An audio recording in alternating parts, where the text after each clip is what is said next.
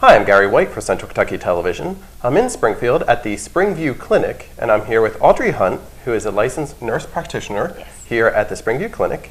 And we're going to talk about some tips for how to stay healthy this summer, because there's a lot of things that you don't think about until summer rolls around that can possibly affect your health, right? Right. Now, first of all, tell us where you're located, because you moved into this new facility at the beginning of the year, correct? Yes, we did. We are at 79 Bobo Link Drive here in Springfield, and it's actually, for those of you who don't know where that's at, it's right beside the Pizza Hut in Springfield. Okay. And what's your phone number? It is 859-336-0771.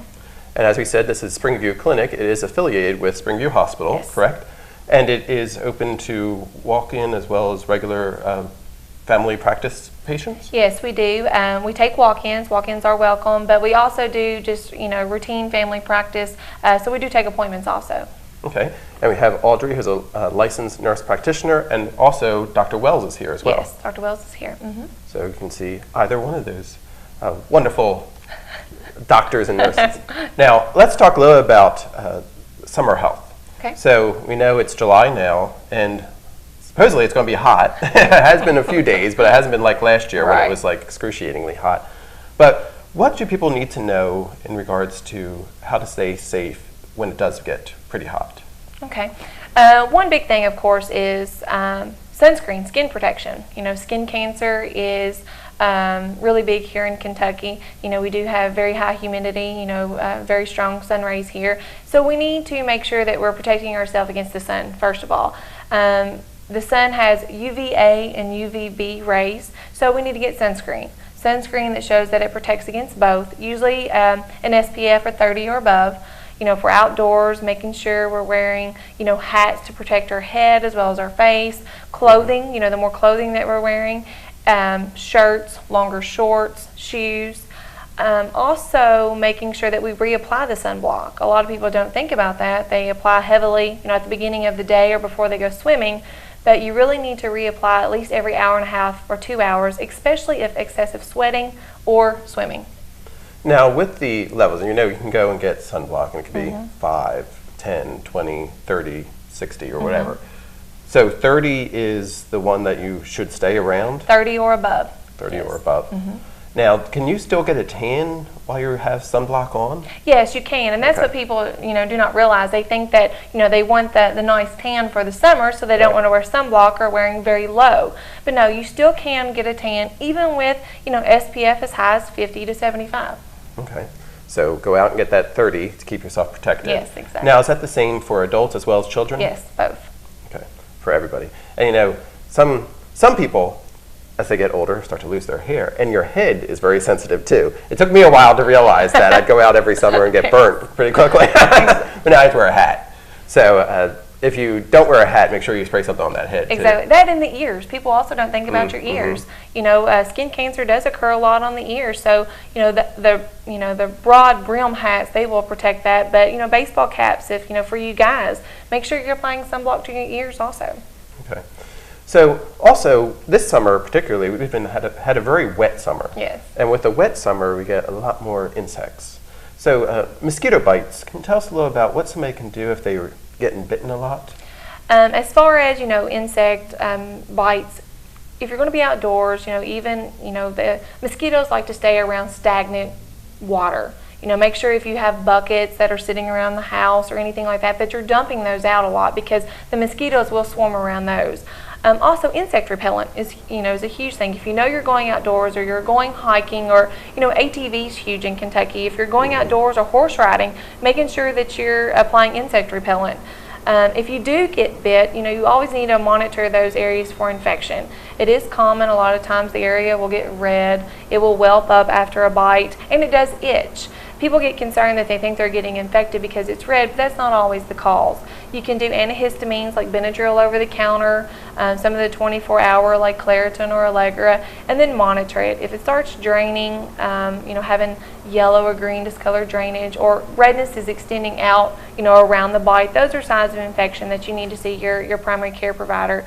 But other than that, it's just hydrocortisone cream is another thing you can apply, with the Benadryl, but just, monitoring.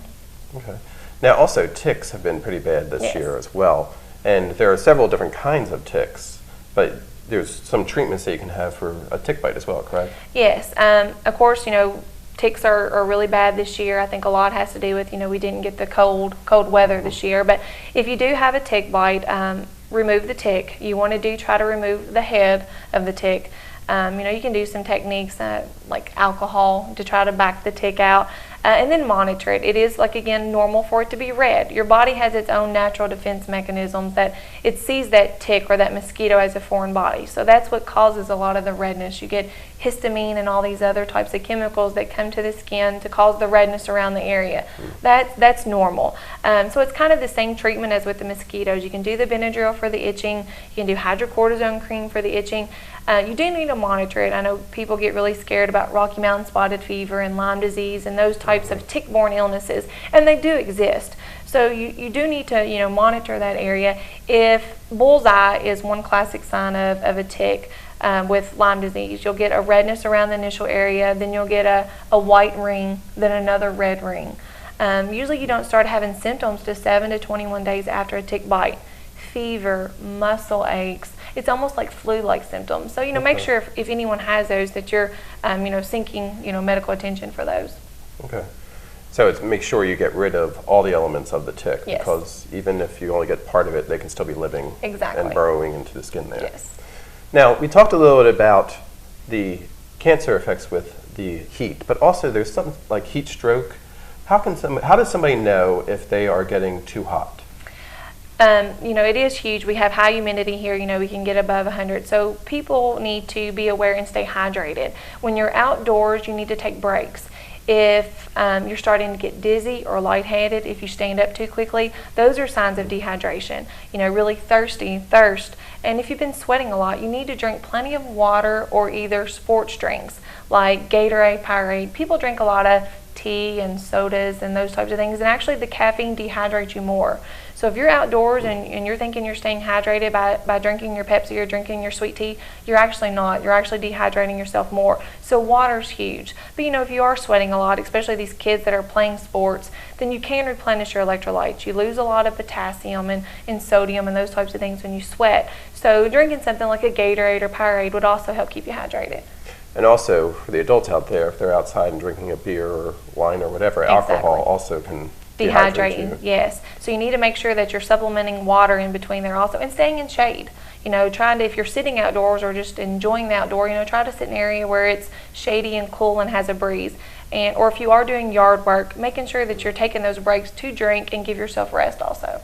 And also, it's better to keep yourself covered when you're out there because also we have different plants that are out, poison ivy and such, that can be a hazard also. You're exactly right. I have seen a lot of cases of poison ivy already this year. You're going out and you're pulling weeds in your flower beds or you're gardening or weed eating and mowing.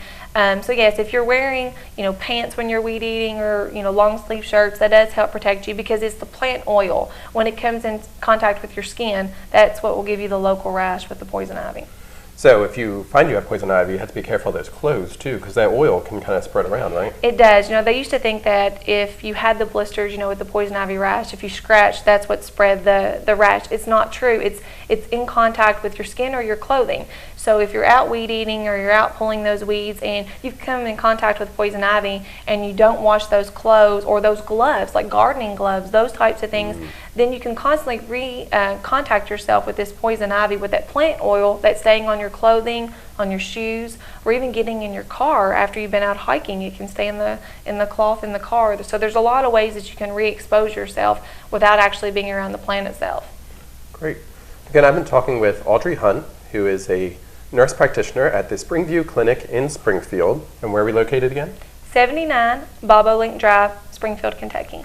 And if you have other questions or want to make an appointment, you can call 859-336-0771. Thank you very much. Thank you. All right, this has been Gary White for Central Kentucky Television.